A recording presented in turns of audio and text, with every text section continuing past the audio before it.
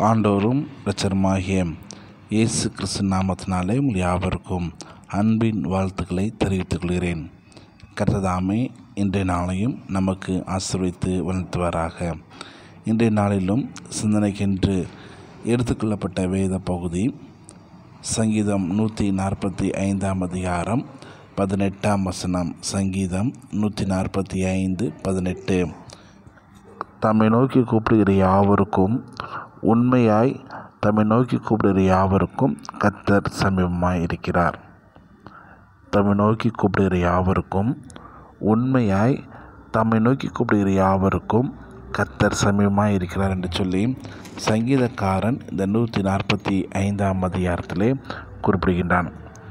தேவனுடைய நம்பிக்கையும் அவருடைய பிள்ளைகள் அவருடைய சிறப்பான கிருபையை நினைத்து தாவீது இங்கே ஆண்டவரை கர்த்தரை துதிக்கின்ற ஒரு சங்கீதமாக இந்த சங்கீதம் சொல்லப்பட்டிருக்கிறது.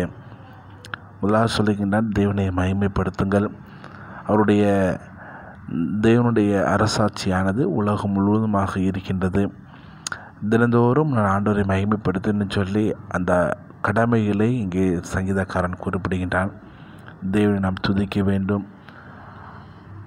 அவர் நம்மளுக்கு என்று அநேக காரியங்களை செய்கின்றார். அவரை நாம் மகிமைப்படுத்த வேண்டும். அவருடைய ஆச்சரியமான வழி என்னது என்று சொல்லியும் நம்மளுக்கு சொல்லிக் கொடுத்திருக்கிறார் என்று சொல்லி தேவனுடைய கிருபையை தேடியும் அவருடைய மன உருக்கத்தையும் தேவன் தரும் நன்மையும் தேவனுடைய இரக்க பண்புகளையும் குறித்து இங்கே 145 சங்கீதத்திலே சங்கீதக்காரன் குறிப்பிடுகின்றான். அப்படி சொன்ன தாவீது இந்த 18 வசனத்தில் என்ன சொல்லுகின்றார்? தம்மை நோக்கி கூப்பிடுகிற யாவருக்கும் உண்மையாய் தம்மை நோக்கி கூப்பிடுகிற யாவருக்கும் கர்த்தர் சமீபமாய் இருக்கிறார் என்று சொல்லுகின்றார். இங்கே தேவனோடு உள்ள ஒரு நெருக்கம் வேண்டும் என்று சொல்லி இங்கே சங்கீதக்காரன் இதை குறிப்பிடுகிறான். ஆண்டவரோடு ஒரு நெருக்கம், ஒரு உறவு காணப்பட வேண்டும். ஆண்டவரோடு அந்த உறவு இருக்கும் பொழுது நம்மளுக்கு என்ன ஆண்டவராய் கர்த்தர் நமக்கு என்ன ஆண்டவராய் கர்த்தர் செய்கிறார் என்பதையும் இங்கே சங்கீதக்காரன் சொல்லுகின்றான். ஆண்டவரோடு உள்ள நெருக்கம் என்னுடைய வாழ்க்கையில் இருக்கும் பொழுது எனக்கு அவர் துணை செய்கிறார். நான் ஒருபோதும் வெட்கமடையாதபடிக்கு என்னை ஆண்டவராய் கர்த்தர் நடத்துகிறார். அது மாத்திரமல்ல, நிச்சயமாய் என்னுடைய வாழ்க்கையிலே அவர் மேன்மையான காரியங்களை செய்வார்.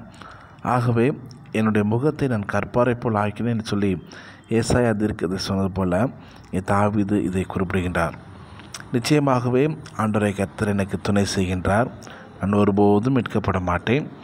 என்னுடைய முகத்தை நான் ஒருபோதும் சோர்வாகவோ கவலையாகவோ வைக்க மாட்டேன். என் முகத்தை ஒரு கற்பாறையை போல் நான் ஆக்கினேன் என்று சொல்லி அந்த விசுவாசத்திலே நிலைத்திருக்கலாக இருக்க வேண்டும் என்பது இந்த வேதவசனத்தின் அடிப்படையில் நாம் கற்றுக்கொண்ட ஒரு காரியம். ஆண்டவரோடு உள்ள நெருக்கம் எல்லா சூழ்நிலையிலும் நாம் ஆண்டவரை நோக்கி நாம் கூப்பிடும் பொழுதும் உண்மையாய் நம் ஆண்டவரை நோக்கி நாம் பார்க்கும் பொழுதும் கர்த்தர் நமக்கு என்ன செய்கிறாராம்? நம்மளுக்கு துணை செய்கின்றார். நாம் வெட்கப்பட்டு போகாதபடிக்கு நம்மை அற்புதமாய் நடத்துகின்றார். முகத்தை கற்பாரை போல நிச்சயமாய் நான் ஒருபோதும் நீ கவலை கொள்ள மாட்டேன். எனக்கு ஆண்டவரை கர்த்தர் நன்மையான காரியங்களை தருவார்.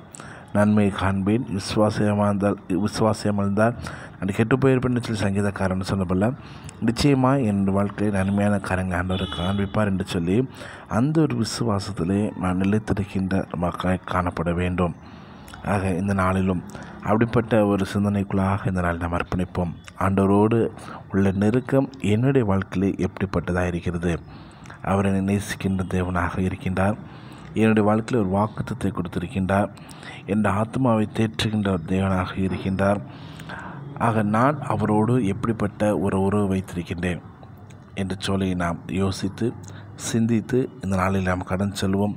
கர்த்தாமே இந்த நாளையும் நமக்கு ஆசீர்வதித்து வழிநடத்துவாராக. ஆமென்.